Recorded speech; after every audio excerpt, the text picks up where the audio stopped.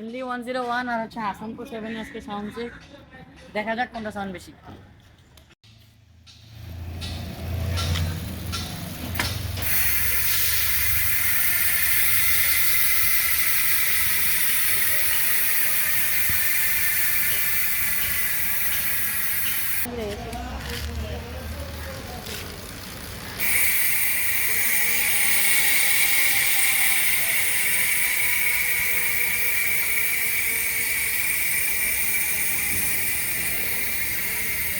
কোনটা সাউন্ড বেশি আপনারা কমেন্টে জানিয়ে দিন।